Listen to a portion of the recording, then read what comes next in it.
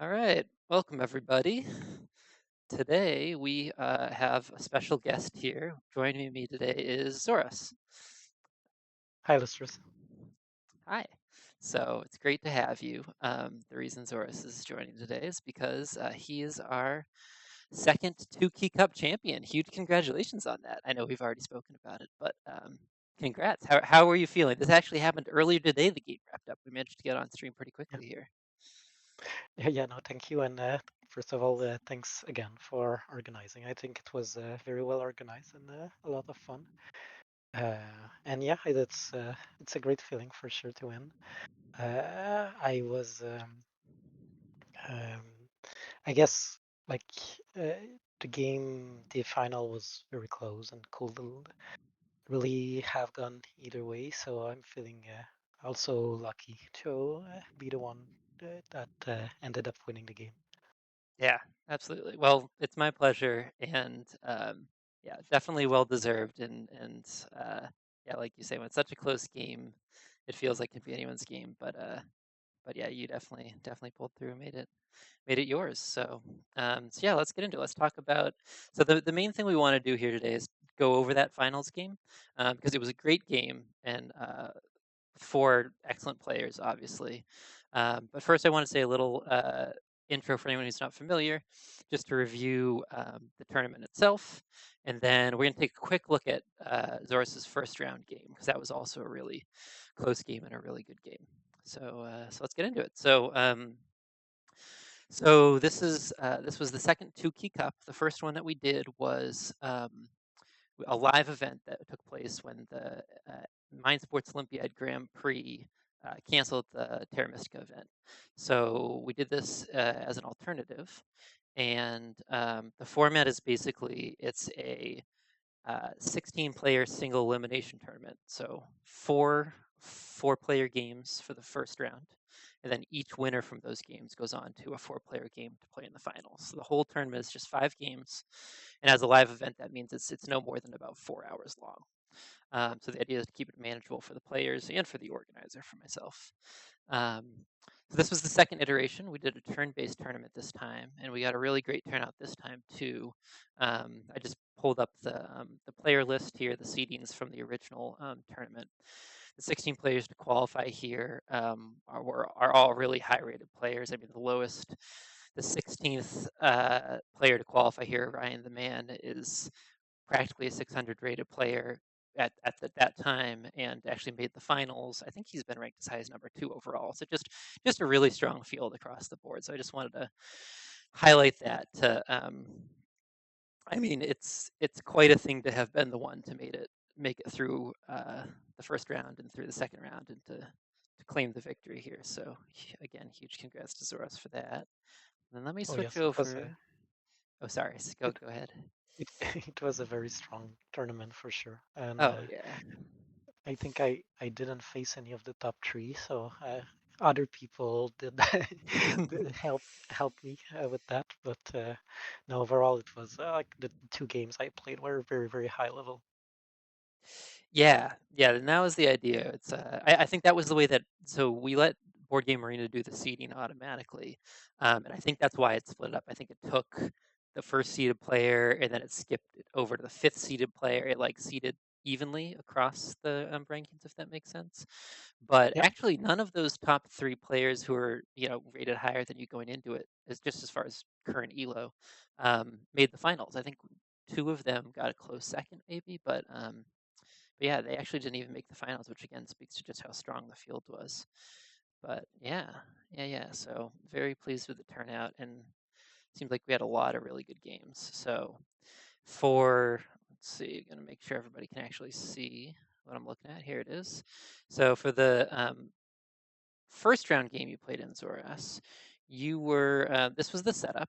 So because we have I'm going to switch over to the end game state in a second, but so you can see the round scoring. It was spades, then dwellings, temples, big building, dwellings, big building again.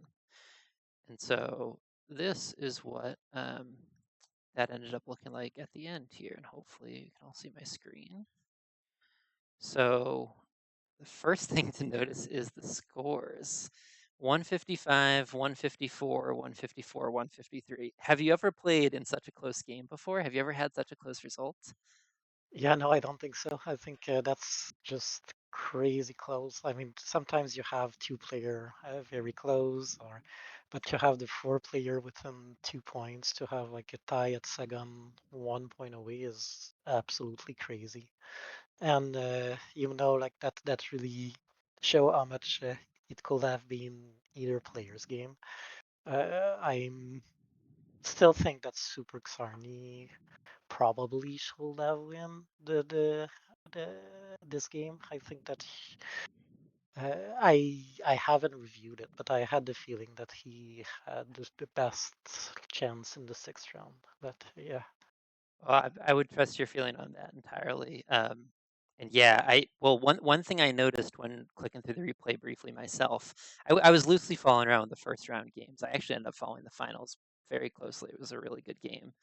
I totally got sucked up into it. But for this game, one thing I noticed clicking through the replay was that you super the six network points you managed to get here as mermaids on nine structures, or on yeah, nine structures it looks like.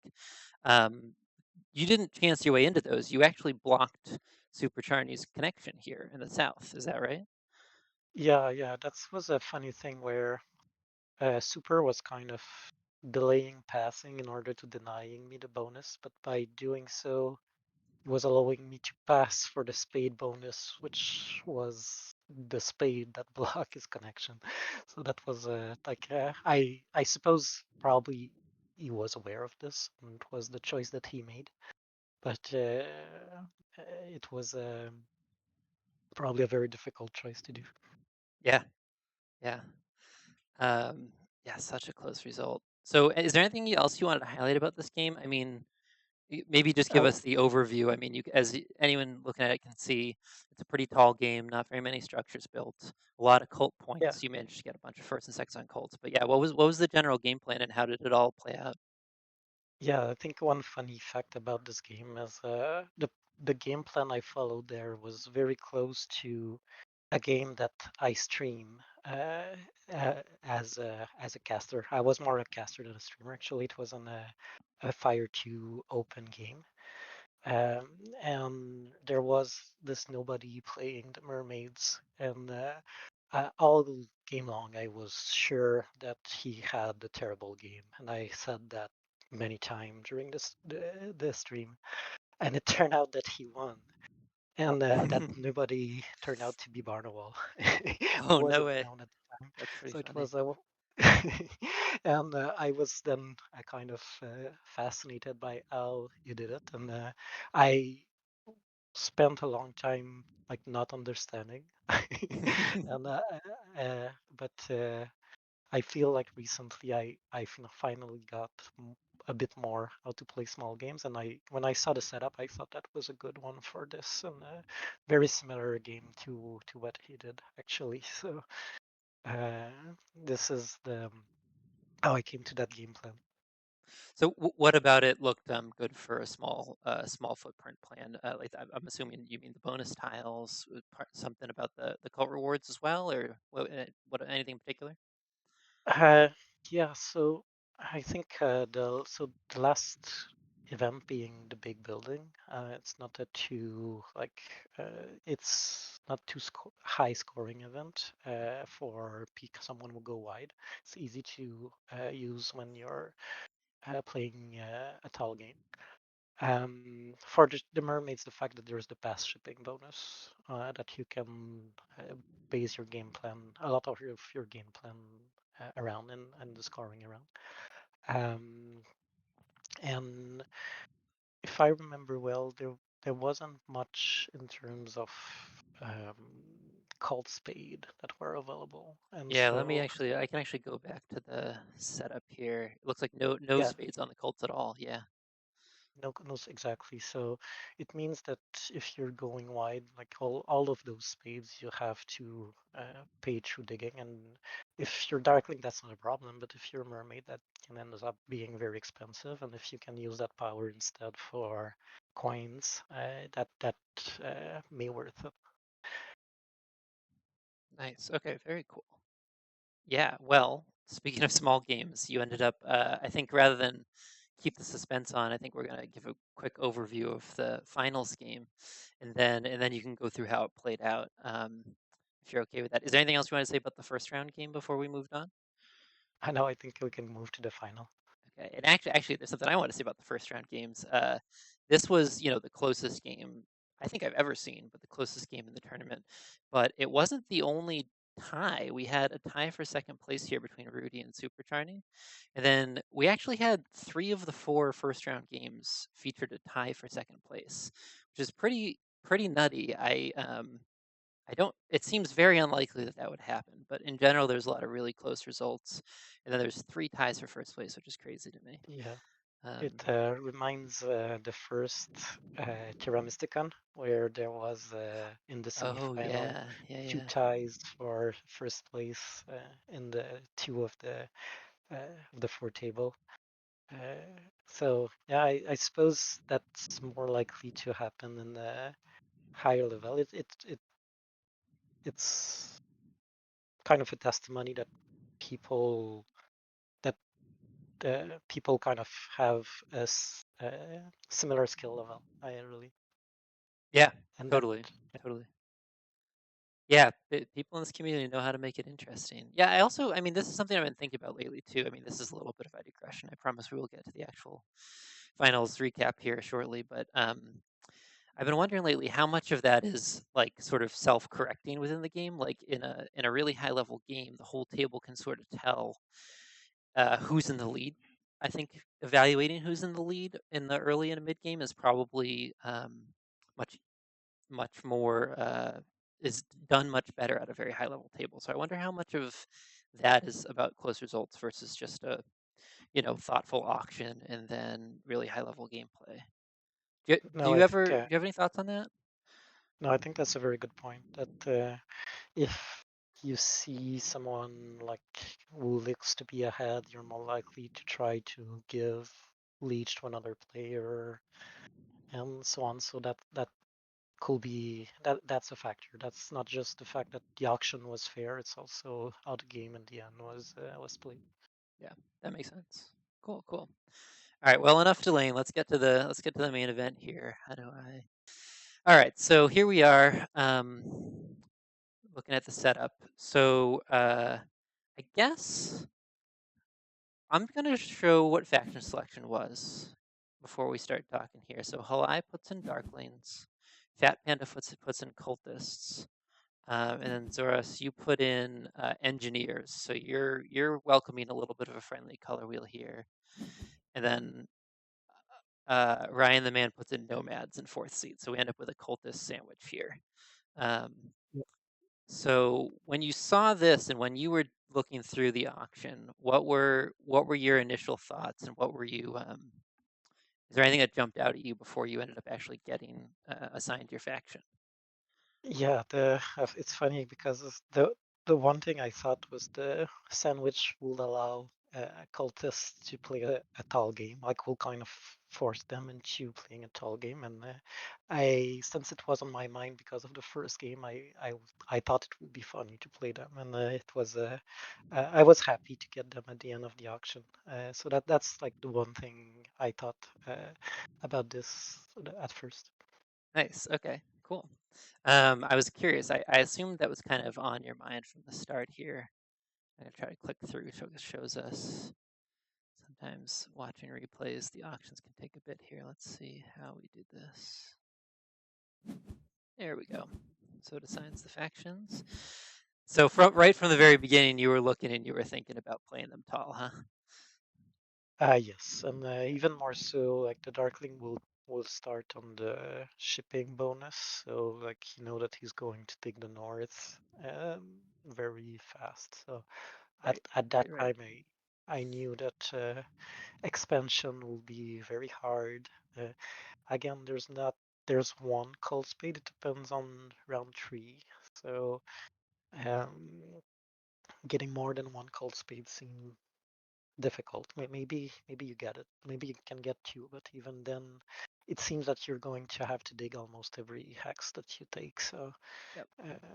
it's there's that, and then there's also, I think that that's an even better track for a small game than the other one with the trading post in the last round. So like you don't need Earth One.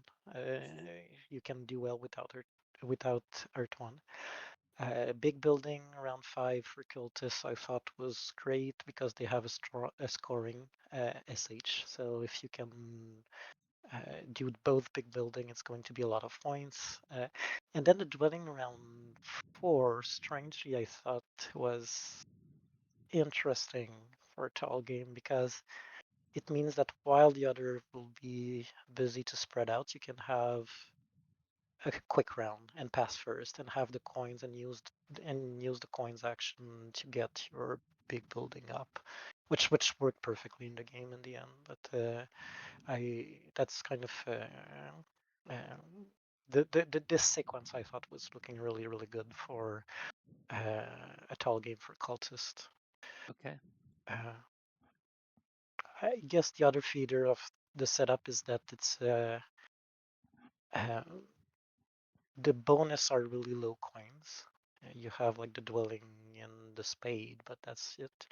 And then past the round 2 event, there's no like the round 2, the first 2 rounds are giving coins as reward, but priest round 1 is hard to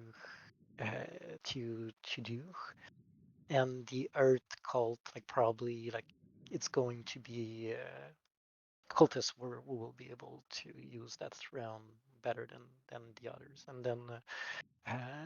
then it's going to be a coin dry game, and the third event is kind of important for that too. So I think everyone did at least a couple of trading posts there, and I think that's because everyone realized that after that it will be very difficult to get coins, especially with the trading post event on round 6 that you want to wait for. So.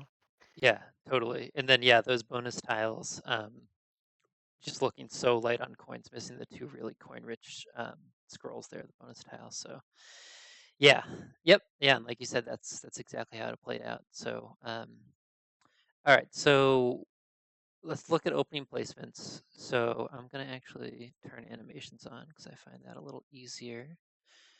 And map indexes, and then we'll be able to kind of see it all a little bit better here for the viewers. So, uh, so the first couple dwellings come down, and now when you got to this point, starting center seems like a no-brainer, particularly unless I guess in this setup, I don't see anything that would concern me about getting to center town across the 3 center hexes there. And having neighbors in the middle is obviously pretty great for cultists. Talk us through the east start. Was there any question in your mind about which of those eastern hexes that you were going to start on here? Um, Not really. So I uh, I feel like if you're starting F7, Darkling will never go E10, like very rarely. It doesn't look very good for them, and to have 2 hexes for 1 dig is so big if you're planning for a small game. While if you go F5, then Darkling can very well start G5, and that's it. I think in that setup, there's no you can kid yourself like you won't do any net Yeah, point, of and course. even if you go F5, D4, H5, I8, because of the nomads, you're never connecting this way anyway. So I Of think that course. was pretty much a no-brainer. Okay. So there we go. So F7, and then Darklings do end up placing their finals really on G5, and Nomads end up in the East too. I think mostly just to probably pick up some of the leech going on over there. So um, one thing that I was thinking when I saw this setup was that yeah, the bonus tiles seemed like they'd play out pretty clearly for at least the first and second seat. Or wait, who's in fourth here? Yeah. I mean, it seemed pretty clear that Spade was going to go to Nomads, and that engineers of these tiles would probably prefer the big building tile, um, which would leave Darklings with Temp Ship. Did you have any doubt about the way that the bonus tiles were going to break? Did you fully expect to get the Priest tile here? Yeah, I thought I would get the priest tile. I, as Darkling, I had thought I would take the trading pose bonus, which I'm not sure is Mm, better than yeah, yeah. what Fat Panda did. I think maybe Fat Panda line was better, but I was thinking of upgrading C1 and taking D2 with the first move with Darkling to take the priest action. Then yeah, you do your temple in C1 and take D2. That's a lot of leech because then Nomad is upgrading all around you, and well, you can even do your temple in D2 if you want, and the extra priest that you get gets to the cult. You build one less dwelling than Darkling's 9, but you're, I think, a little better position, and you use a lot less power than what he did. So I Yeah, think exactly, exactly. there's argument for both, I guess. What he did was great in terms of grabbing space, right? He was able to take B2 and B3, and those are important hexes. So I can see a lot of value also in what he did. The one maybe other reason for the trading post bonus line with D2 is if you do that, you're doing your town C1, D2, D1, and E1 maybe in the end. And so you upgrade on the west and you give power to Nomad instead of giving power to NG, and that comes down to the balancing act you were talking a bit earlier. To me, like my evaluation was that Nomad was way worse in after the auction than all the other faction. That they got the worst deal. So I would have been more inclined to feed them Leech than to feed NG. But Got yeah. it. That makes sense. Yeah, actually, that something I meant to ask before. So, were you happy with getting cultists at 40 here relative to the other values? It sounds like you thought Nomad's got a bad deal, but where did you think that that was looking initially in terms of engineers and darklings? Like pretty fair? Did you feel like that was you were Yeah, about as happy as you uh, could be with 40? it's a funny psychological thing. And I know it does it to me almost all the time. That the way fast auction works, it always gets you the best deal that you wanted, right? It's always what you wanted or better. And even then, it seems that after the auction is revealed, uh, like maybe at least once out of two, I get regrets and think, Yeah, oh no, yeah. the Darklings and the NGS got a way better deal than me. And but I no, I think overall, I I have to be happy with cultist cultist starting VP there. Okay, cool, cool. Okay, so yeah, with these starting placements, these bonus cards, let's see, it's a temple round. You want me to just click through a couple of moves here and let me know when you have thoughts, or do you want to talk through opening leech considerations? Uh, no, sure, yeah, you can go ahead. We talked already about the choice Darkling had for where the Yes. upgrade. Right. So they chose to take the workers sorry, first action, the workers action, along with temp chip to be able to go north. And like you said, the trade off there is they end up with less power. Um, but they go for that. So your first move, you end up throwing priest to earth. I assume that's because Darklings had a priest in hand. Yeah, exactly. Yeah, And again, this is a 5 coin priest, so it's really, really valuable. absolutely. Yeah. Yep. And engineers choose to upgrade in the east, nomads in the west, darklings in the Yeah, east. so that upgrade in G5, I think, again, it does make sense because he's going B2, B3, and he's not going to get, if he upgrades C1, he's not going to get an early town, right? Because with this plan. But what ends up in the game is he will do his town on G5, F5, G6. And so what I mean is it's not just giving 4 power to NG, right? It's giving 4 power now and probably a lot more later. So that's a decision with a lot of consequence. That makes I sense. think, That makes sense. yeah. Yep. So And then, this upgrade also just gave yes, the NG enough to get the double speed, right. So when you which, upgrade E6, then engineers leech one here. yeah, and I don't think I really have a waiting move. So Right. Um, but they obviously accept your leech. You end up being able to go up Earth that way. So it sounds to me like you were fully expecting engineers to take double spade after that. Is that yeah, right? uh, which I didn't, and I think again we talk a little bit about this. In the end of the game, it's very possible that Halik should have won that game. Um, he did.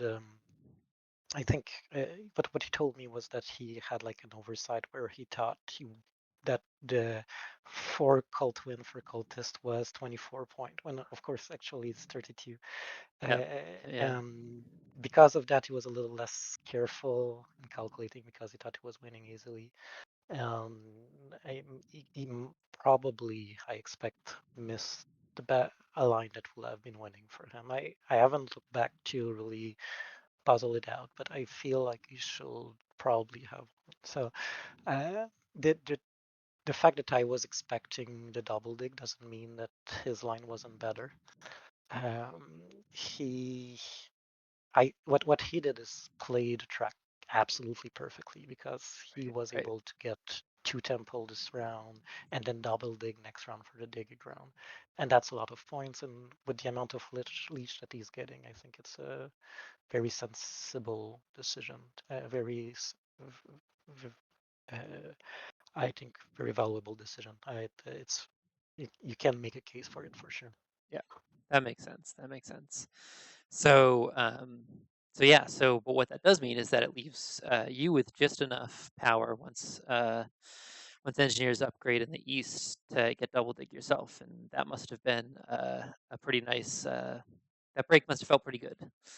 I mean, Yeah, for yeah. sure. It's a big difference, especially after Nomad taking the single dig, which was a bit of a relief. Nomad could have gone like just use the spade action this round, pass quickly, and do the double dig next round.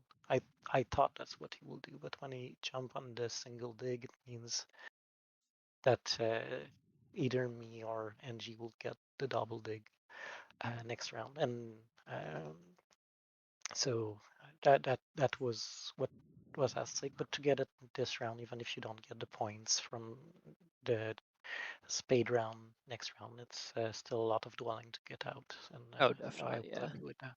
Yeah, It gets that snowball rolling. Um, exactly. Yeah, yeah. Yeah.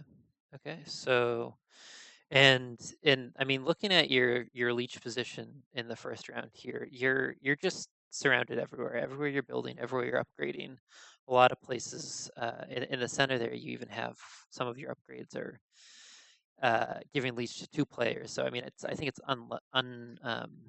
what's the word? It's uncommon for at a high level table for people to deny cultists power acceptance in the first round. But even so, you just with double dig building the temple, you end up getting a lot of cold steps here. yeah, exactly. And also, since it's not a spade event in round two, say it's or in round one.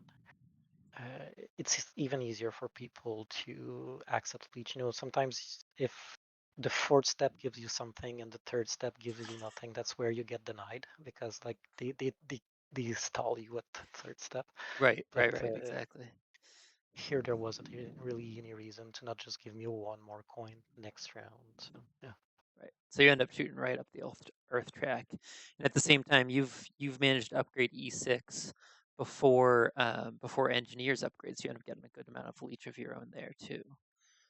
yeah, yeah, So yep. So we didn't say this, but engineers take Earth 2 with their first favorite tile. Nomads take Earth 1, and then Darklings had taken the priest action so that they could get priest cult. So they got enough leech off of G5 and D3 there off of nomads and engineers respectively to be able to get the priest action too, which is pretty nice for them. yeah, Um, yeah. then again, you give NG's leech, so give you another cold step. So you managed to get up to the 7th and soon the 8th step of Earth by the end of round 1. So it's not too shabby. Yes, it's pretty great. Like these cult reward on Earth are always good early game for cultists, yeah, Yeah. for sure. And so that's pretty much it for the first round. We're wrapping up. So I guess Nomads still have a spade in hand. Engineers are about to build their second temple. They managed to get a coin action with all of the leech that they received. Make sure they're comfortable going into the next couple rounds. And then Darklings with the only, well, let's see your upgrade here. So you upgraded Temple. Darklings had gone for Fire 1, which pretty natural fit for Darklings in general in a lot of setups, and I would say, and then um, you had highlighted earlier how low the coins are in the setup. Um, Yeah. so you're going for Temple here. Talk me through your favorite tile decision. Is this something you debated at all, or were you pretty clear where you were Yeah. going with it? No, I'm glad you're asking because that was a kind of aha moment for me in that game. That I all along I had hesitated between two economic. Well, yeah, if I didn't get the double suite, I was even considering just going Art one and just play for points. But once I got a double spade, I wanted to balance those worker income with coin income, and there was two favor that I was considering, which was Fire One, just as Darklings, because it's a low coin game. I'm going to have a lot of worker. I want to have a high coin income, and Earth Two because it taps into the Earth bonus next round, and if I can build a couple of TPs in round 3, then that might comes useful. Um, and that I was debating very long time between Fire One or Two, and at one point I realized, thinking of the next round, that it will be very nice to have a spade to set up a town for round 3 and so on. I thought, oh, if I do get if I get air 2, I can get that spade. Uh, and at first it was like almost an afterthought, but the minute I started to look a little more into it, I realized that Air 2 was really, really great. And the reason is, well, first of all, no one has any air step. I'm going to pass first, and I can get the priest in air. And so with those 5 steps in air, air is pretty much locked for me, just like that. There will be worker income in round 5 for air, which will be absolutely great in that small game plan going into a TP round. And it's kind of was one of those moments of, I didn't give any thoughts to Air 2, but once I considered it, it was obviously the right favorite child to pick. So I was really, really happy with thinking about it. Yeah, yeah. And it makes a lot of sense too. I mean, you got a decent amount of leech in the first round. You talked about the short term considerations and the long term consideration of the workers, but it seems to me, in watching, we'll watch through the rest of the game, that power seems to have cycled pretty well and come in handy in a lot of cases. Like I'm not sure you're getting plenty of power from going up the cults, but it definitely comes in handy in the mid game as well. Oh yeah, definitely. I think I got twice the 7 coin action in that game, so getting this makeup like for the coins that I would have gotten from Fire One, and then the call step, the position on air, the spade that I got in round 2. All of this, I think, made air 2 a very good choice. Yeah, yeah, it came together really nicely. Yeah. Um, so yeah, so that pretty much wraps up the first round here. So engineers go Earth 2 or Earth 1, pretty typical stuff. They got a double temple for 8 points in the first round, which looks really nice for them. And then they look like they're well, I won't say that yet. And then nomads build out their dwellings in the east with the 2 spades that they got, and then darklings look like they're about to have the longest round. They dig and delay building up in the north. So you're actually the first to pass here. Between ship scoring, dwellings, and trading posts, you went 4. Sorry. Oh, sorry. So you ended up going for the dwelling tile here. Okay, yes. The I sorry, I misunderstood the question.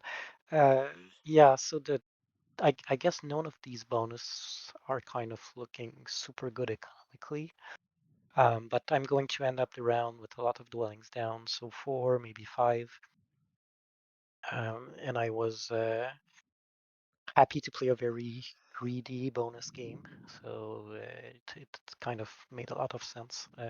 And Yeah, so it seems to be exactly the bonus that I needed for that game plan. Yeah, and I mean, as far as oftentimes if you're the first one to pass out of the first round, you're looking to pass on to coins.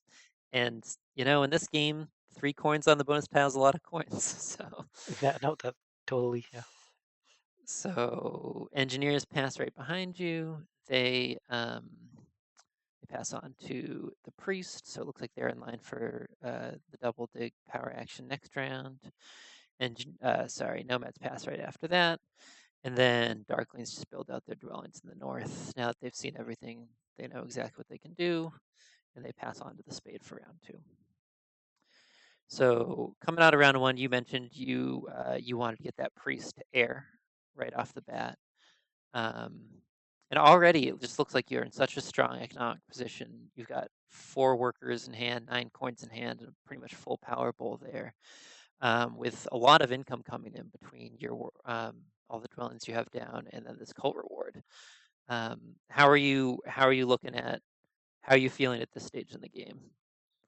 Yeah, I think when I bid on Cultist, I think that's kind of a dream scenario, right? That I'm already basically winning two cults, like two cults that are not one, but very, very good position. Uh, um, as you said, like the economy looks strong with the income from Earth, having the double spade with 3 dwellings and at least a fourth coming. That's a very good start, like a really really big start. Yep. And then did you think that any of the other players were looking? Well, let me click through a couple more moves here. Engineers take the double spade right off the bat. It wasn't threatened, but I think that was just what they had up next. Um, yeah, unless they had a priest to do or anything like that. But um, how are you feeling about how the other players look right now? Did you have anyone else who you were thinking was your main competition at this point? Too early to tell. Yeah, I think I underestimated NG's game, the whole game. I think like thinking back about it, how much power they got and how like they are playing like hitting the track really hard. I think they probably had a much better game than I was getting them credit for. I was still thinking that they were the main opposition, uh, and I was really worried, which about something that didn't happen, that they will steal the Earth cult. Actually, Okay. now that I think back, yes. Uh, so like Nomad just sent a priest to Earth, and so will Darkling, and that will be kind of a relief to me because I was really afraid that NG will go D7, C5, 2 TP, and the 2 key town like before the end of round 3, before I can get a town. And if they got these 2 priests into Earth, then they may be able to steal the Earth cult.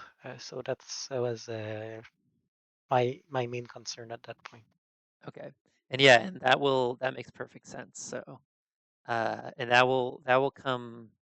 We'll see what happens with the 2 key town coming up as well. But you've obviously got your eye on it this early. I mean, I guess both in my mind, both with Cultus and with this kind of tall game plan. It as soon as you're out of the first round, it's got to be kind of front and center on your mind.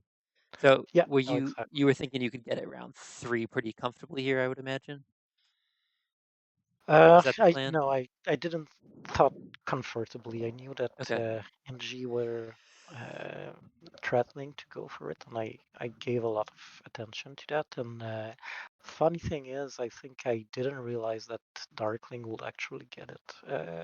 I realized that too late when I realized that I was like, oh. yeah, here they go. And yeah, so the I think because of it's such a low coins game, that both everyone will get a priest to Earth too in this round. And that's also, I think, playing very well in my game plan because people are spending priests on a track that I've very high chance to win. So those Right. priests don't go to the other tracks, and I'll be able to uh, make good progress on them. Right. Yeah, they're sort of fighting each other for the second places, and then there's also an opportunity cost to those priests too. You know, it's one fewer dig for Darklings. It maybe means that if engineers have more coins now, they're not upgrading ship as early as they want to. So, or probably not in this Yeah, case, but there's there's a cost to it. So that makes sense. no, So, but exactly. yeah, engineers do after taking what was their first action was double spade. Then I think this was their second action here, right? They throw the priest to earth, but as you mentioned, Darklings end up doing so as well, and that ends up being a relief. So a couple of moves from the opponents here before your next move. Nomads definitely surprised me as I was following along with this game. They they rushed out their Sanctuary for Water one here to make sure that they had both scoring favors. Um, and you know the Sanctuary scores points for them since because of their bonus tile this round. Um, but yeah, as I think we'll see, they end up struggling a little bit here to keep up economically with everybody else. Yeah, I wonder though what they could have done. If Fire One, for example, would have been much better for them. It seems like with Darkling upgrading G5 and going for their town there, they just don't get that much leech. They have difficulty building trading posts. It's kind of like if Darkling was in D2, for example, the Nomad's game is so different. Totally, The totally. next round they can build two trading posts, have the in town there, and use that economy to do other stuff and like to snowball. So I I was thinking maybe it was his best shot to go for a very greedy game and try to score with everything he do. So I do understand the water one. Yeah, Uh, yeah, and you know, in a setting like this too, it's like whether he's hoping for that leech on D2, because I think that's the obvious spot. Like if Darklings start building down that way, I can see the payoff for these scoring favors early, for sure. So whether he's hoping for it, whether he's expecting for it, or a little bit of both, um, yeah, it does sort of make sense to high roll when it's you know, this is really it's a single elimination. It's a winner take all kind of format. So to the point where we've set it up that we don't even do tiebreakers for second place. We just let second place stay because that first place is kind of what matters in this tournament. So yeah, I understand it as well, but it definitely the least does not come, as we'll see, for a long time, unfortunately, for nomads here. yeah, But in it any will be a tough case, game for them. Yeah. yeah, yeah. Like you said, the auction wasn't too friendly to them as well. But in any case, back to your game. So and then Darklings get that Sanctuary round two, which is always nice, and they get Earth one um, with that, and then you end up passing here onto the trading post tile. So looking at next round, you had the resources in hand to be able to build another dwelling out if you wanted to. Um, Talk us through that decision. Yeah, I guess it's a kind of decision that will come up two or three more times in that game, where you can either max out a bonus or instead jump ahead for the next bonus that you want and accept to take a loss. And if you like optimization and if you're like Terra Mystica, you do like optimization, it's always kind of heartbreaking to not optimize what you have. But the trade-off here is worth it because I'm going to make like this. There was two coins on this bonus style, so that's amazing. I'm going to finish with at least 2 TP. At some point, I was hoping for 3 TP up, but that didn't work out. But the the upside of like losing a worker that you got back, by the way, by passing on that trading post tile. and losing 1 points from the dwelling while getting the points from the trading post and the worker as an income and the 2 coins. I think it was totally worth it. Yeah, that makes sense. And yeah, the nomads obviously being the ones most likely to pass if you hadn't passed when you did. And if I'm not mistaken, it also sets you up to, you know that engineers are building next to you on D4, so you're going to be in a power position to take the coins action if you want to start next round as well. Yep, which I don't think I will. Yeah, I was going to But say, I don't remember if you do or not, but I mean, you're in a position to do so in any case. but I remember I will end up taking the coin action, but for some reason it wasn't with the first action. Okay. Oh, I see. Okay. Oh yeah, So now I remember. It was to secure the water one. got it. Right, right. So you want to have tempo on that. Yep. So nomads end up passing. Darklings use their spade on F5 without the resources to build on it. Makes sense. And then engineers end up taking kind of a nice long round here. Is that Yep, coins? They just with managed to take coins again. They got a priest off. They got 2 priests to cult already. And on they go to the spade tiles. That looks pretty nice for them. yeah. So 2 rounds, they got 2 7 coins action and a double big action. So not surprising that they're doing well. You know, again, I should have been uh, more aware that they had a really good game.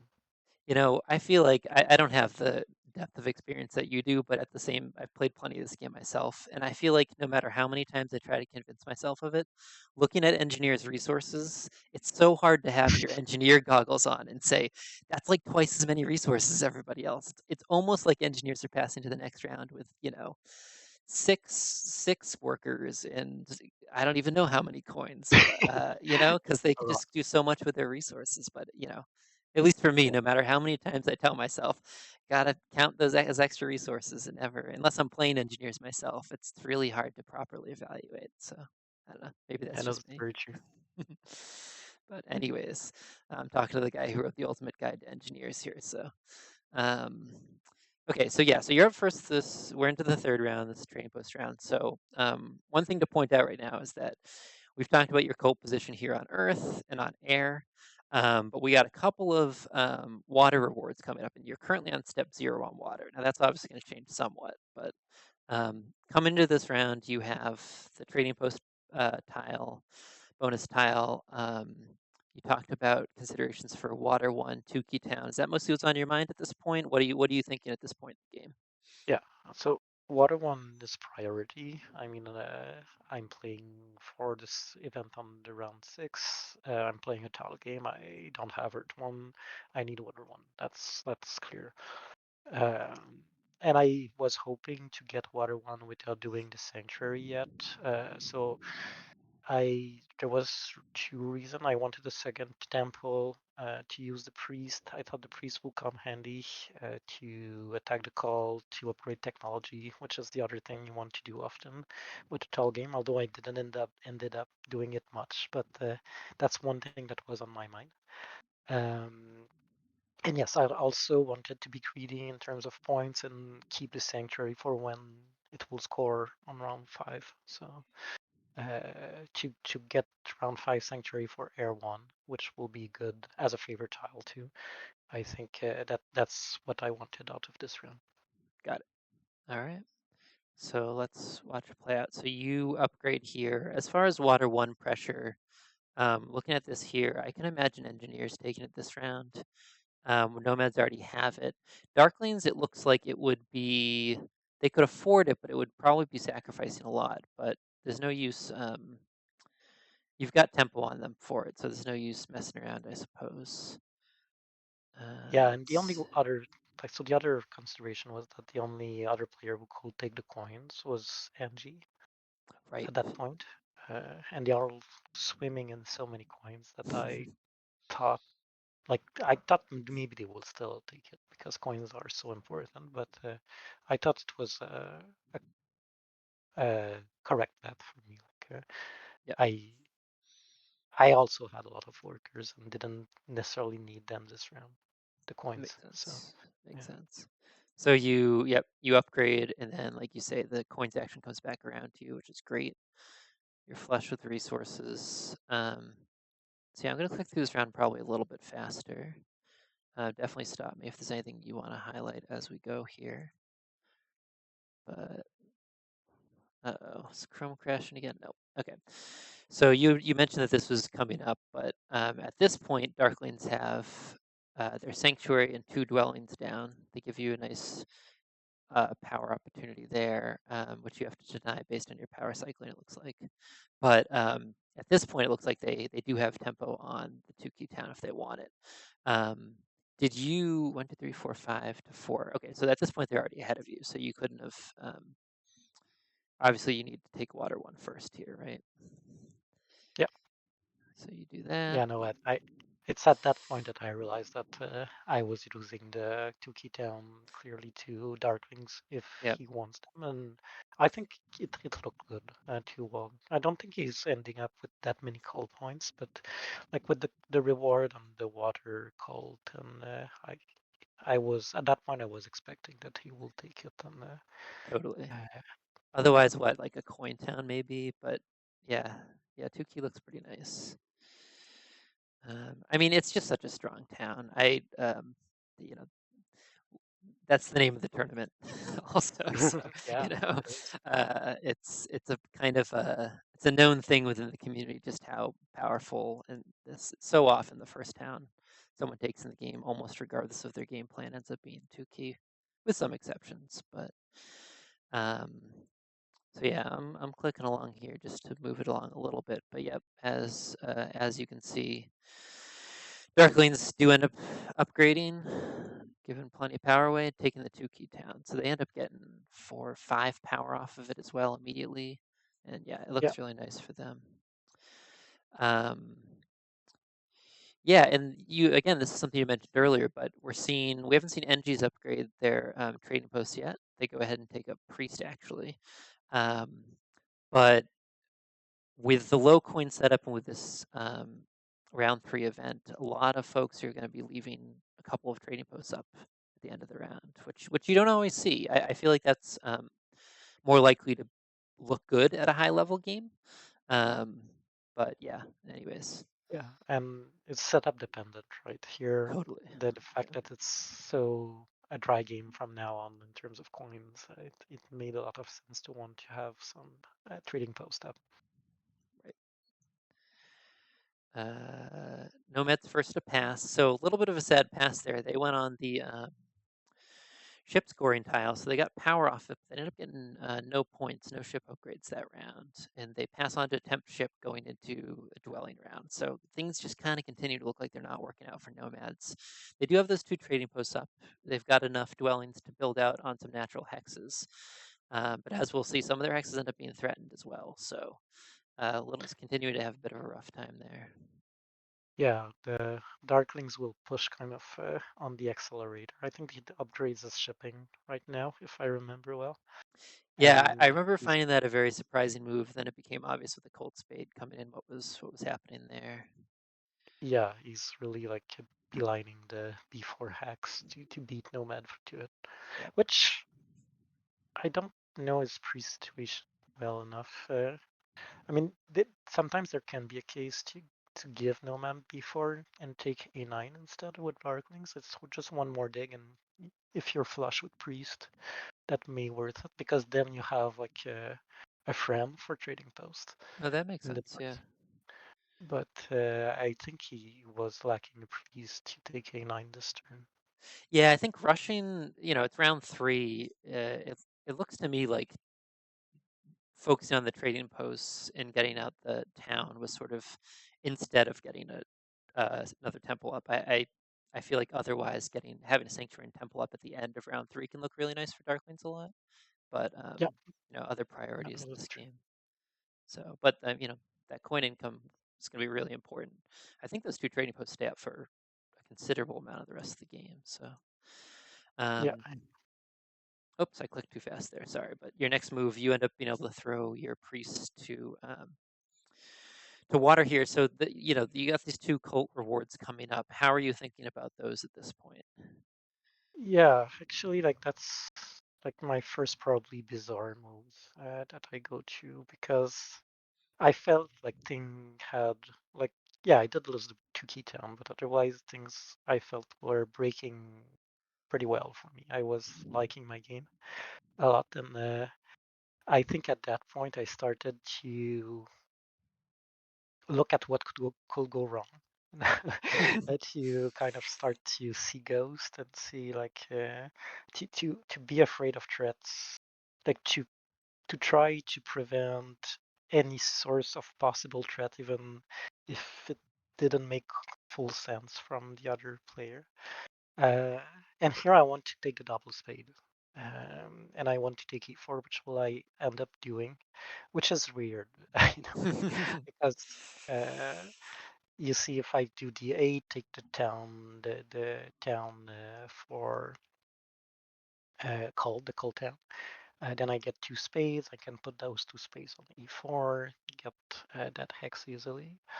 But I started to be super worried that although the logical move for nomads seems to be to take coins in round next round, that since Darkling is taking b5, like they don't have that many hacks actually to build on, even with taking coins and advancing shipping, and that it might be better if e4 is brown for them as the first move to take the double dig and take e4 from me to destroy my town, build one more dwelling than in the other line.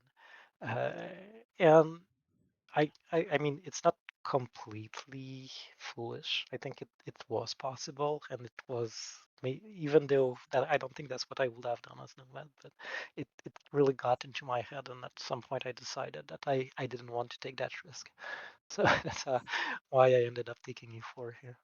Yeah, no, it makes perfect sense. I don't think that looks half bad for nomads. It like really hurts one of your opponents very badly for not much cost to yourself.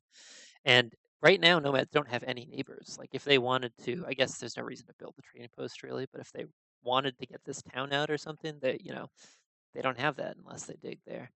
But in any case, here you go. You dig e4, um, and at this point, nomads and darklings are out of the round. Darklings are going for as many points as they can get off the bonus tiles here. They're going to have a nice looking next round here on the dwelling scoring tile. And then um, engineers keep building around you and giving you some nice power here. And you end up passing. You're basically down to just coins, so no actions left. Um, Yeah. so at And this point, what are you looking at in the bonus tiles? yeah, so that's I saw actually early, I was eyeing early. Again, you remember what I said if earlier, like the dwelling round for us will be an opportunity to have a quick round, to pass quickly in order to get the coin action in round 5, and big R2 big building. So the dream scenario is that the bonus that is left is the big building there. And when I saw Nomad passing at first, and I calculated that NG was going to have a long round, I thought it would be perfect for me to pass just after Darklings in order to leave the trading post bonus for NG, which will be great for them, or at least like 4 points, like reasonable. And so I pass on the pass ship to leave the big building, the bonus open, because I was confident I was able to jump back on it, and that's perfect. That gives me the worker that I need, and that gives me 8 points. So I was like super happy with the way that things break out there. Yeah, very nice. Yeah, and like you had said earlier, the with a dwelling round this late, everybody's going to be building wide, and that's not what your game plan is. So you have no problem at all getting out of the round quickly. As we see, though, I don't know if it's going to be quite as quickly as you. It might be a little more quick than you would have initially planned. We'll take a look at that when it Yes. comes up. But Yeah. um, but where are we at? So yeah, this is where engineers just keep building and keep building, and then yeah, they end up with two trading posts up, so that trading post tile looks like a very natural fit for them. And onto the spades. So Darkling's telegraph there moves if it wasn't obvious enough where they're going now. It's pretty clear that they're building to the north. With they have exactly what they need in hand to build 4 dwellings basically on those 4 northern hexes: A7, A8, B4, B5, and they're on 1 ship. So you end up spending your spade. I just spoiled the surprise there. Sorry, but you end up doing on F4. So talk us through that.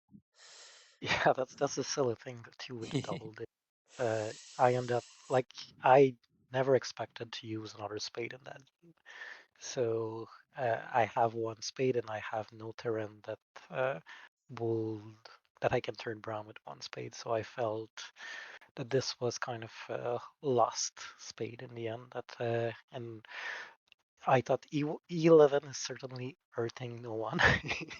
So the only one that was like slightly perhaps and perhaps not, but or might hurt someone. I was thinking maybe NG was their bridge situation. Sometimes Right, like where right.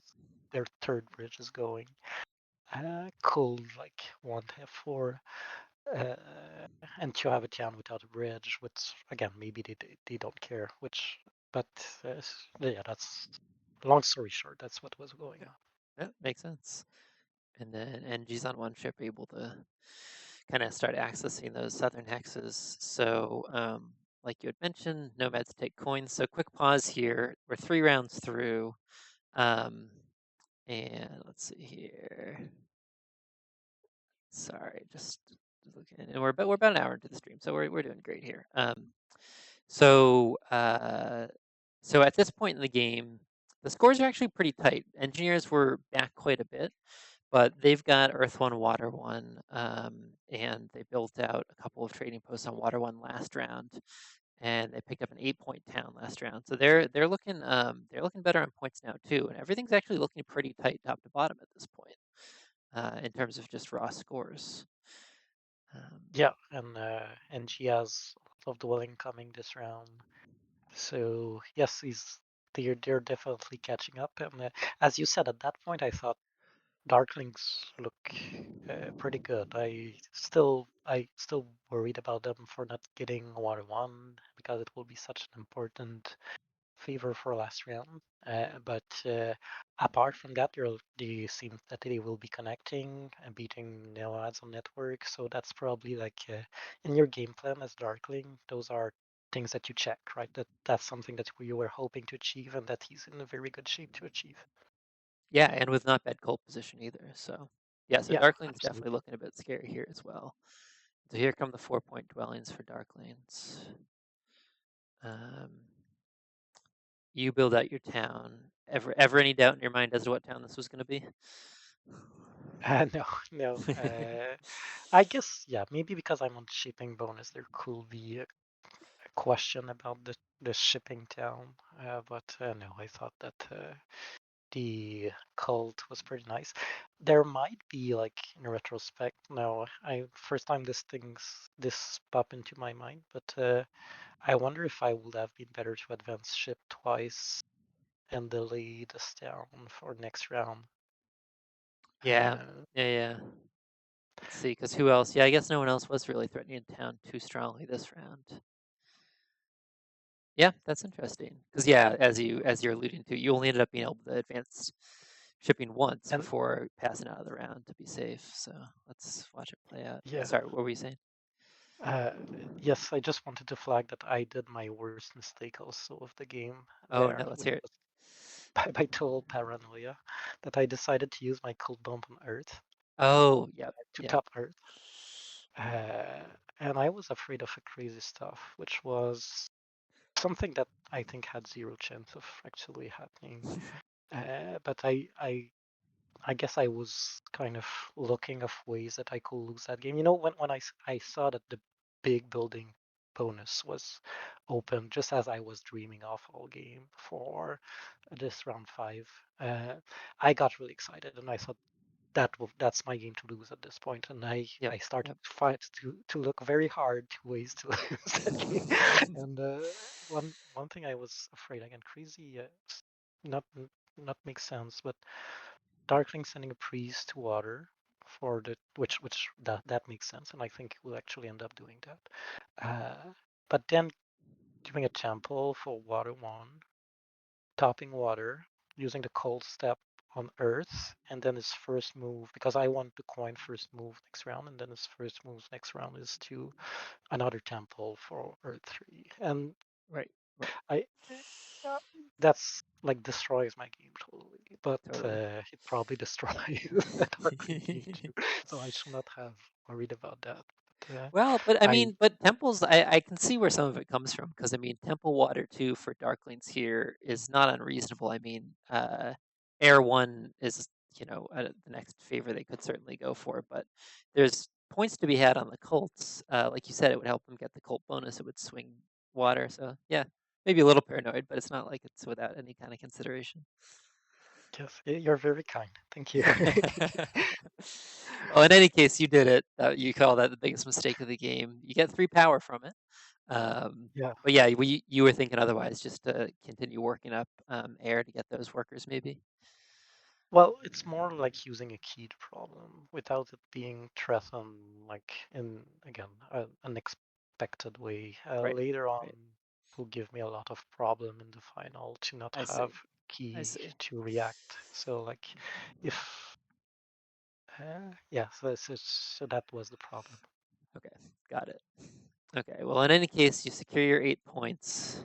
You're only building one dwelling this round, so you'd think you'd be the first out of the round easy, but as everybody else continues to build out their dwellings, nomads claim E8 in the center there, so they've got only one more natural hex they're able to build on easily here.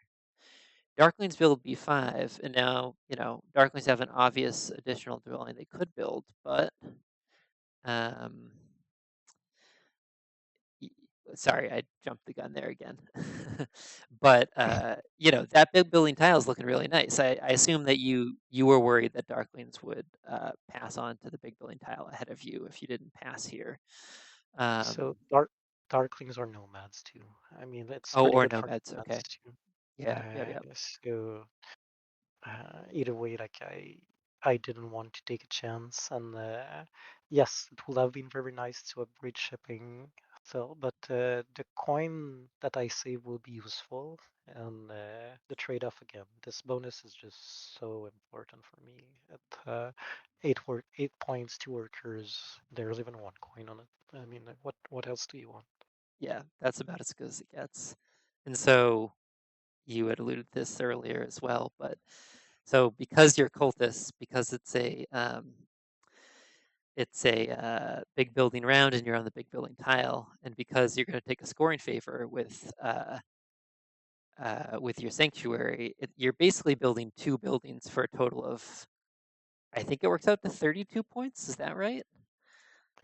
Is it? Something including I'm Okay. like if I'm including Air One in there, I mean basically you're building 2 buildings next round. I don't know if you're building anything else, but if you get the 2 big buildings out, you're scoring upwards of 30 points, right? Yeah, something like that for sure. Yeah. That's insane. Yeah, it really is, and that's why I probably was a little overconfident at that point. I thought I thought it was pretty much in the bag, and again, I was like looking for silly ways to that I could lose and being a little paranoid. But what I should have been really worried was about Angie's game, which is again he's on the lowest of the points, but he has so much points coming, and he's playing a great game. He's doing everything right, and it will pay off in the end. Yep, yep. And then, yeah, well, I want to take a look at NGs. I want to pause, take a look at NGs at the end of this round too, what their board state looks like. Because they end up building another dwelling here. And let's see. So since I you know. pass, Nomads pass, Darklings end up building a dwelling in the north. Go ahead, what were you saying? Yes, sorry. I just wanted to point out that Hali was mad at that round went about his play. Like Yes, I right, think right. he miscalculated like how many move Darkling had, and he could have just dig I6 and wait to build, and if he does, he can pass for their build bonus there, uh, which is points, like extra points for him, and given how tight the game ended up being, it might be significant. I wonder too, like the spade ended up kind of useful too for him because it did allow him a third down in the end. So it's I guess it's hard to say. Like maybe maybe the spade wasn't as bad as we initially thought for him. Yeah, and it creates a different dynamic too, as you'll see going into the last round. Oh no, never mind. I was just about to misspeak. Never mind. One way or another, there's going to be one of these two. Sorry, bonus tiles that give points. What do you call those? Point scrolls, VPs, bonus tiles? I don't. I never know what to call them. It's a good question. Pass tiles. You know what I'm talking about. Yeah, one way or Yeah, another, there's going to be one of those open going into the last round. Because you've passed on to big building and nomads have gone back to the ship scoring tile. So as you were talking about, so engineers build out F1 here. They're feeling good about Darklings passing, and then Darklings go ahead and build a bridge because that's going to become a town. And this is where, like you were saying, it sounds like Halai was a little bit wishing that they had delayed the dig on I6 because they had the power to change that. So, but yeah, in any case, they do end up on Spade here. So.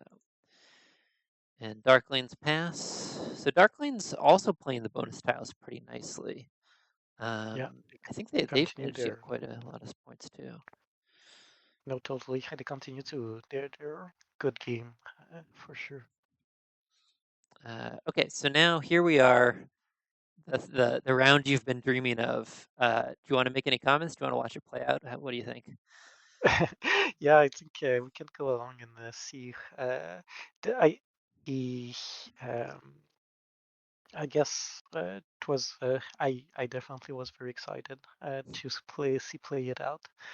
And the big question I had was for the passing game, how to play the passing game here and to end up Right, on a bonus. right. Uh, So I talk us through it. You're behind Darklings. They're yeah fourth, you're first, and there's one bonus tile open. So who are you thinking is having a short round, fast round? What's your ideal bonus tile to get onto?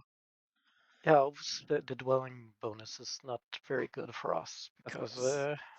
we're at this point I want to not not have any dwelling Have standing on the zero, board. literally zero dwellings. Yeah. Yeah. So like the dream is the TP bonus, and again, that's also like a repercussion from Halig's decision or mistake. The like the fact that he gave the bonus to Darklings, it means that I'm just after Darklings, and if I can wait him out, then I can pass on that bonus, which is our, the best bonus for me. Yeah. If he did win the race, then it's the TP bonus, which is the free bonus, and it means that I have to have a quick round to pass on it. So it changes the dynamic a lot. Maybe I can have a quick round, but maybe then my stronghold will end up on the east rather than on the middle. So it delays the town. How does that affect things? It's also like an interesting kind of rippling effect. Right. Right. Exactly. So yeah, as like you mentioned, you're going to end up building the stronghold. I don't if it's either E5 or E4. I'm not sure which one, but Yeah, 5. so you end up building a trading post before the trading post round to town this round. Was that partly because did you need to do the town for tempo? Did you just not want to? Yeah. What was the main reasoning there? Yes, so tempo was one reason. Also, since I have Air 1 now, it's just 2 points difference to build it this round. Oh, right, So That makes sense. it almost ended up mattering a lot, those 2 points. Yeah. Uh, Oh, yeah. but uh, I thought like getting the town earlier was so good to have like the key if I needed to protect a cult or something. Got it. So, and yeah, again, the tempo was the main thing about it. Makes sense. Okay. So, and then, yeah, anything else you want to highlight from the other players? Darklings end up, you're talking about how you would love to pass behind them and outlast them. They end up spending, I think, 3 priests and a go to dig D6 here, um, but then delay building it. So that's not an action you see all the time. A really fast dig, but a really slow build. Um, Yeah, that's an it's interesting a one. very good point, actually. I guess maybe he was afraid that Nomad will take it if he didn't I turn it assume all so. the way. Yeah. Yeah, because I guess that looks not too bad for nomads. If they get D6, they can hit B6 on 3 ship. I mean, they're so tight on coins still, but Yeah, eventually. And it is a 1 ship connection for Darklane, so um, you get offered a really like a 4 for 3 or whatever that is. Deny it, and then a 3 for 2. You don't need that either. Um, sorry, I'm like zipping through here, but maybe not catching everything. Just stop me if there's anything you wanted to mention here.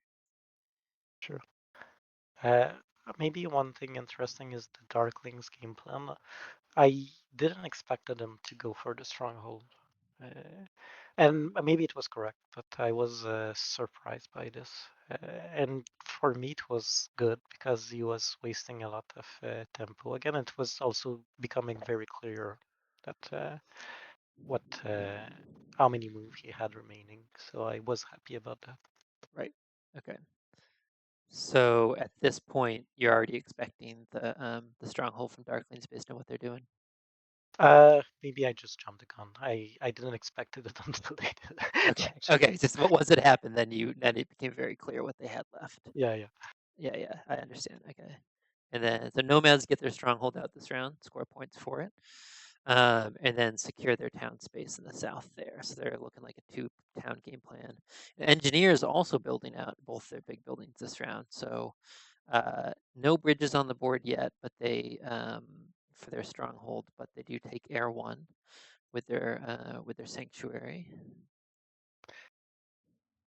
Yeah, that's actually a good move from a league, I think.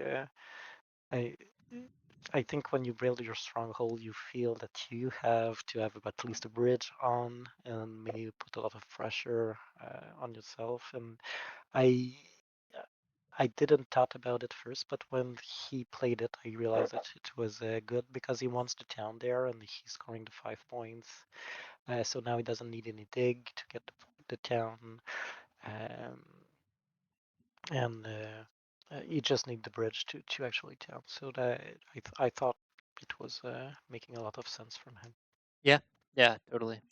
And it frees up another trading post too, so you can kind of see where things are headed for NG's next round in terms of trading posts. And then there's the Darkling Stronghold you mentioned. So they've got exactly 4 priests in hand, and basically no other resources. Um, and there you go. There's your massive. What's that? 17 point strong. Sorry, 5 points plus 7 points is 12, plus another 4 points. So yeah, 16 point stronghold there. Yeah, that feels good. It's pretty Building that nice. feels good. 4 minute town too. So you go with the priest town. So yeah. So talk us through that. That's tempo. Yes, exactly. I just thought that Darklings has 4 priests and no other resource, so he cannot have more than 4 moves, and I really want to pass just after him.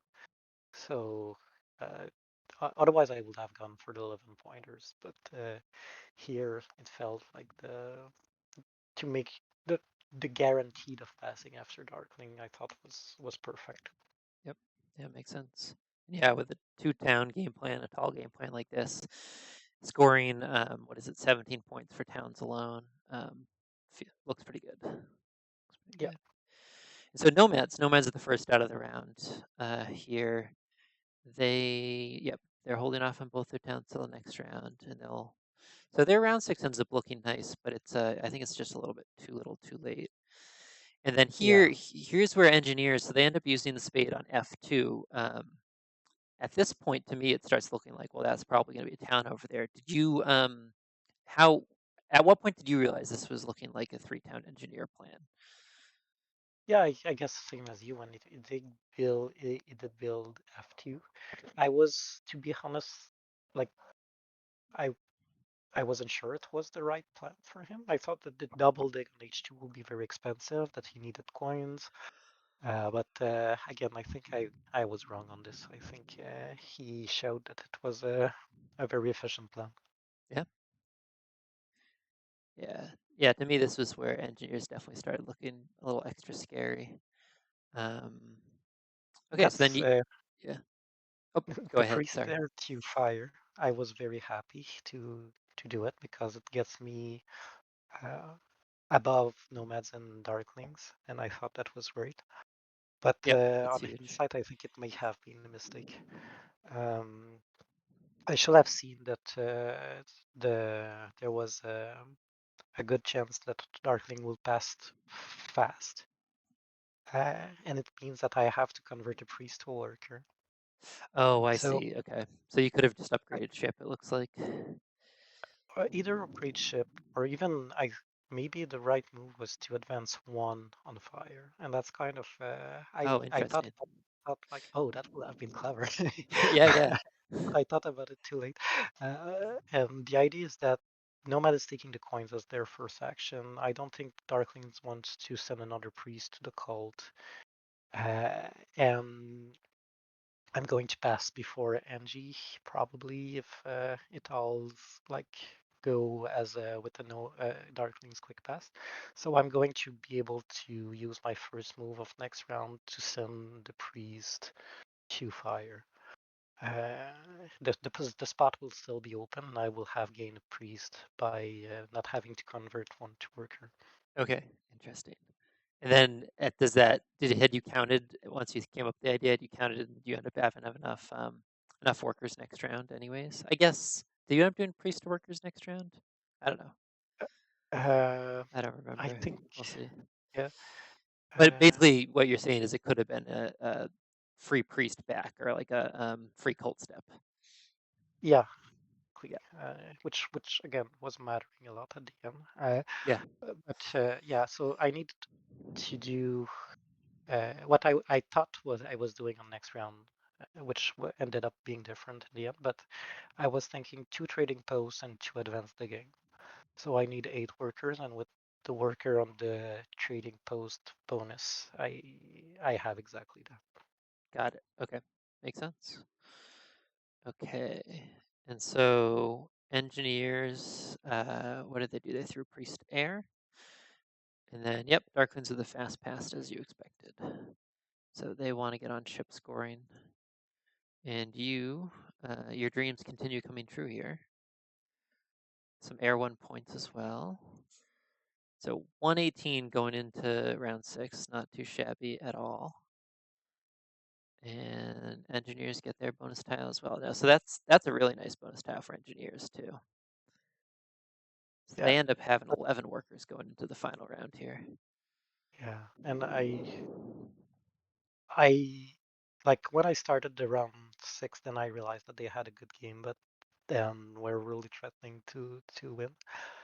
Um, but at first I didn't thought. I thought like there's at that point they're 28 points behind. They have no coins. How can they how can they Right. overcome things? And but once I started counting, I realized that oh, they are a really serious trap. Yep. Yep. And they end up taking what, in my mind, is one of the best coin towns, one of the best late coin towns I've ever seen. It's just so valuable for them as engineers here.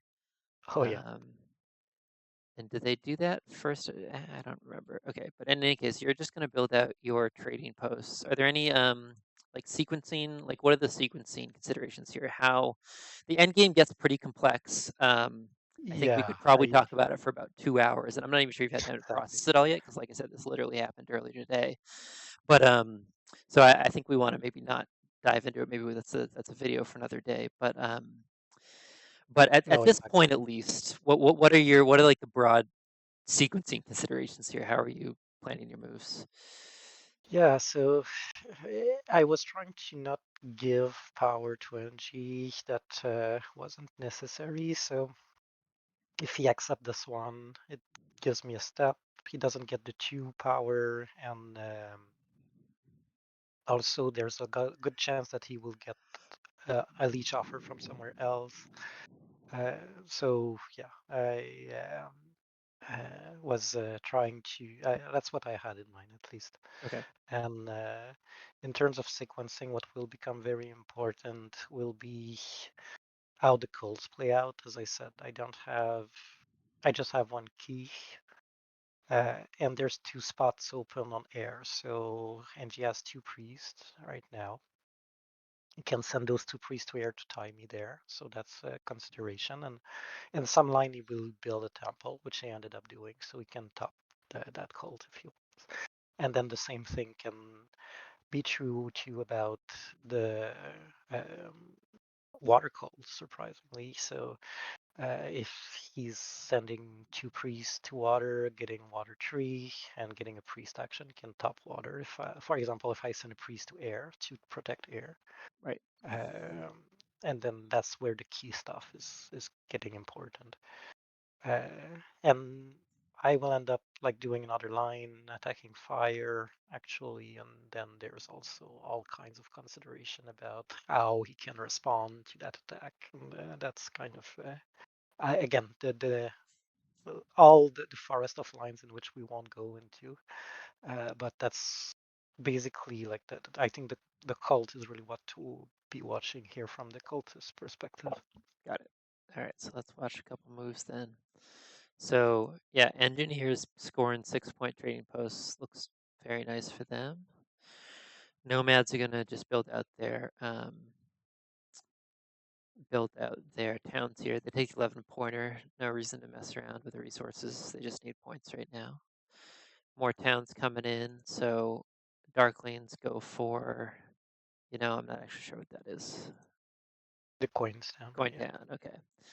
And so one coin town remains. So you continue building out your 6-point trading posts. And so you had mentioned that you were initially leaving last round planning on doing dig upgrades and sticking to 7 structures. You end up pivoting here in going to an 8th structure. To talk us through that decision.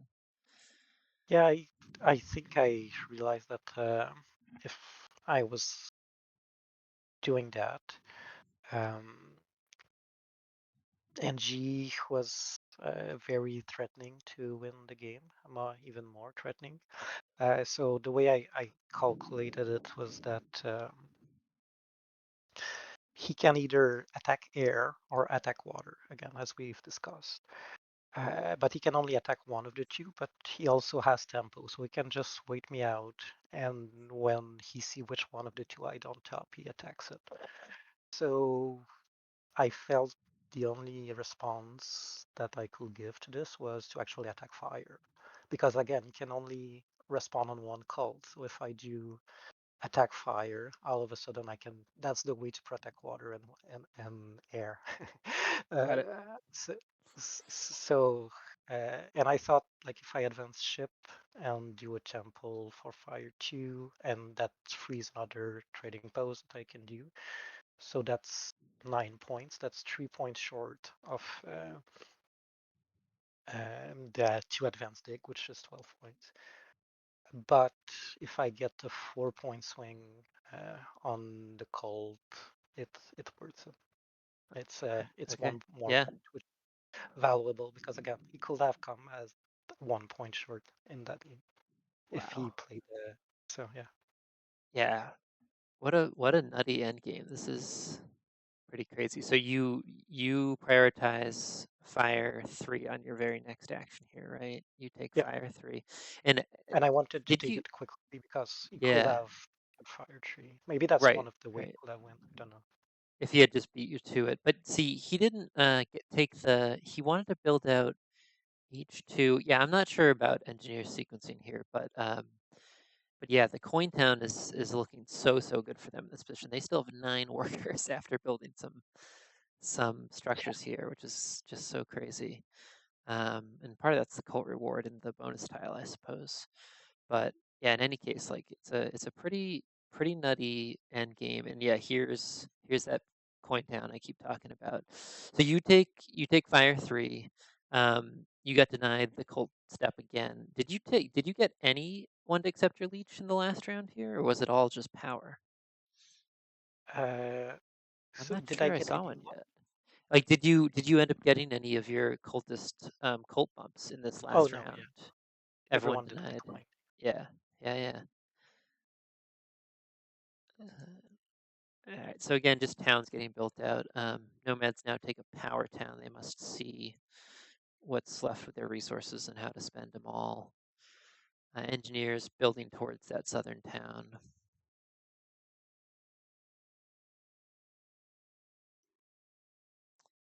And yeah, Darkling's looking like they have just enough to get shipping to 2 and build out a 7 dwelling town, which is always a little treat. And so yeah, so you have exactly 1 hex available. You build H3. Um, I mean, you didn't get any cult steps in this last round, but you did get an awful lot of power from Yeah, uh, that's true. yeah, from Leech and from your cultist ability. And maybe that's the other thing. Maybe the power was actually better than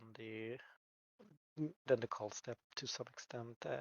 Once I've taken Fire Tree at least, Right. because I'll end up maxing the call step anyway. So the extra call step will have been wasted. Oh, interesting. Right. Right. With just the 2 towns. Sorry, just the 2 keys. Yeah, Um, yep. So you got a again, trading just big post. mistake stopping water of stopping Earth earlier. Right. Right. Okay. So I know we said we weren't going to talk too deep about the end game, but here you are with. Let me just get to this point where. Okay. At this point, you have a resource point in hand. You have 2 priests, and engineers still have enough resources and a town coming to be threatening some stuff like you were talking about. Um, this is sort of a pivotal moment here, I think. What at this point? What is your plan? What are the contingencies? What are you waiting to see Yes, any moves from the other players before you make your final moves here? yeah. So one thing I was happy that Darklings played fast because he could have delayed and kind of like wait for me and top like send his last priest to water, but he didn't. But at the same time, I think he could have taken the ship down rather than priest down. It was better for him, so maybe it kind of all even out. But then the um, so I have 2 priests, and the question is what I do with them, right? And how can I protect the cults with these 2 priests, with what NG can do?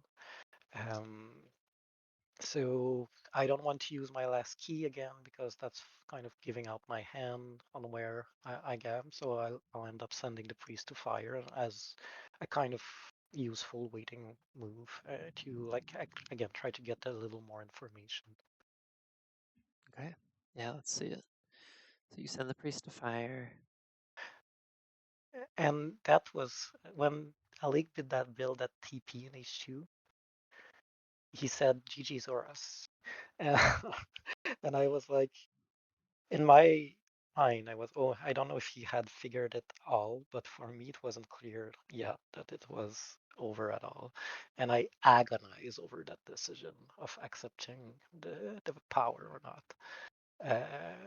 And I had like I made I think 2 sheet of paper of notes on it. Sounds a little much, I guess, but I the mean, a tight game, and like this is for the win for the whole tournament. exactly, Yeah. yeah. Um, in the end, I ended up taking the leech, and the reason is that um, so engineers they will get the town. It can be the power town, but they cannot take the priest action because they are maxed out in priest right now. Oh, And interesting. so with accepting the leech, then I can send the priest to air and just get enough for the priest action myself, which will give me the extra step that I need on fire. if he does attack it, which he did. And so I was wondering, I'm still wondering like whether upgrading H2 was actually a big mistake from NG, but on the other hand, it gives them a very valuable power when Nomads build on sorry, H1. So it gives him an extra power that he might have needed. But Right. again, there's There's so much to unpack that probably it's not the right platform to do. But it was just to say it was a very complicated ending. Yes, and that is exactly what happens too. So they do take the power town, and then nomads do build just on the very next action to give engineers power that they do accept. So that all comes to pass. This is a cheeky little dig from Darklings here, huh? Giving you a brown hex that you can build on if you want. I, yeah, Obviously a, not a happening. trap. So like you said, so you there's still spaces available on air, so you close that out, and now crucially, engineers don't have a priest in their supply, so they can't take the priest action, and you can. So engineers end up going with fire two to attack fire, like you spoke of. Nomads finish off with the resources they have left. They get a 6-point trading post out of it, and Darklings pass. So you take the priest action. And then, yeah, any other comments here? What did Halai just do? Oh yeah, so Yeah, Halai upgrades shipping there. yeah, which is of course very important. At like the very beginning of the round, I hadn't realized that he needed to get to 3 ship to connect, and at that point, I was very demoralized because once I counted, I thought he was winning easily. But because of the need to advance shipping, it changed things a little bit, and so uh, ends up being resources spent on shipping that he cannot spend on something else, and makes a difference in the game. Yep, absolutely. And then But that's yes, just about it. Yeah. Oh, sorry. Go ahead. that that's the point where I like my last move was the point where I thought, okay, I'm winning, and it was a big relief. So it's I mean, that very speaks rare to to the have to. Yeah, yeah. that speaks to the nature of the game when you don't know until the literal last move. Wow. Yeah, so what a game. So you pass, air 1 points, bonus tile points, engineers pass, bonus tile, air 1, stronghold points. The points keep coming. And here's the final scoring, so let's watch it play out.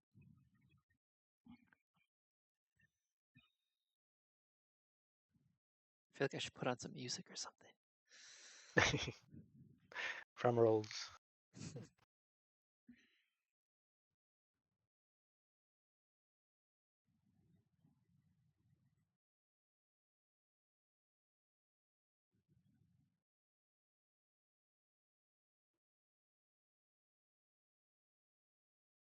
And engineers ending up with quite a bit of cult points really here. A lot of cheap second places or one cheap second place.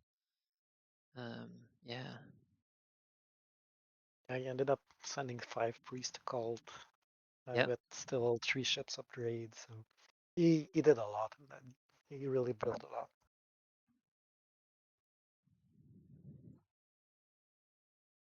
And that's it. So total of you end up netting 180 points there off of 40 points in the auction. So you end up netting 140 points.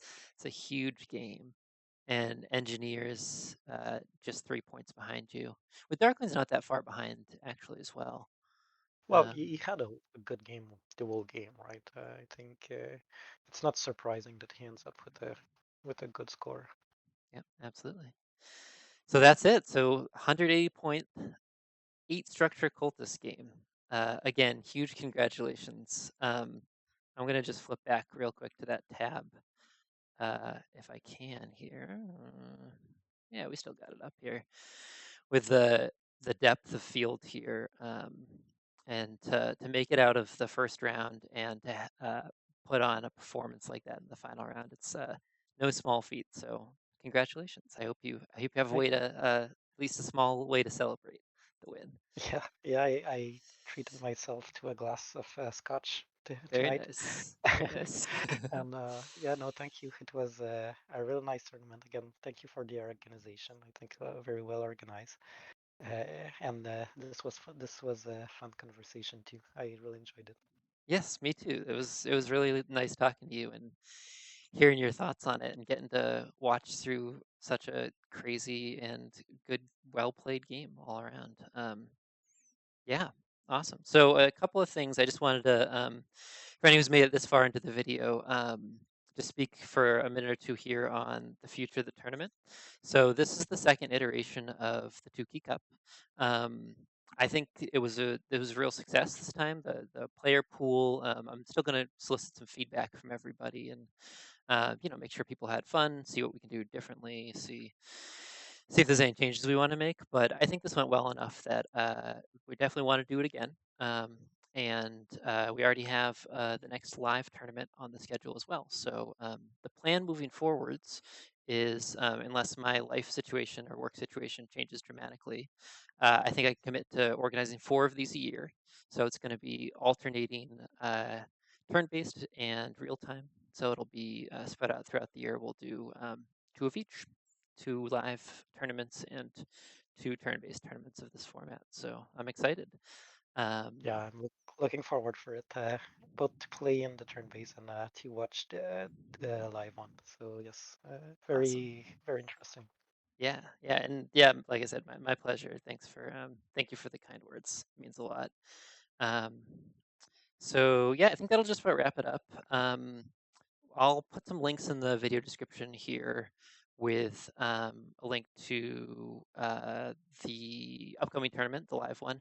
And I also put together a pretty basic Hall of Fame that I'm keeping updated. And let's make sure that this actually comes through here. Yep, you can see it. I mean, it's just an Excel sheet, as you can see. But we've got our first champion here was Zorito, and now we've got Zoras here in the Hall of Fame. So I'll keep this updated. So if you want to know, I'll put a link to this in the description as well. If you want to know when the upcoming tournaments are scheduled for, August is the next one. November roughly is going to be the turn-based one after that. And then I just put a quick write-up of each game with links to the BJ link, and then if there's any videos of the games, we'll do that as well. So here's a quick preview of what we have here. I'll do a little write-up for the finals, and then the Hall of Fame will be updated on an ongoing basis if anybody wants to ever look at some really high-level gameplay or watch some videos from the tournament. This is the place where it'll all live. So. That's it. Anything else you want to add before we wrap up here? No, except that I really enjoyed the write-up that you did for the first one, the summaries, and Oh, I'm so glad. great job on that. Thank you, thank you. I have to control myself a little bit. We were talking about this a little bit before we got on video, but organizing a tournament like this, it's easy to get excited. But this is pretty much the final form. I'm not gonna take on very many other steps here, so doing a quick little write up here is it's something I can definitely keep doing. So we'll keep it going.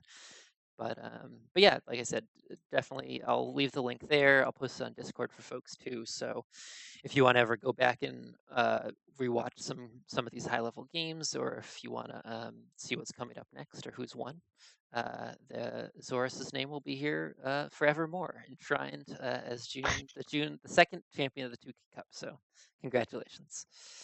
All right, thanks a lot. All right, all right, bye everybody.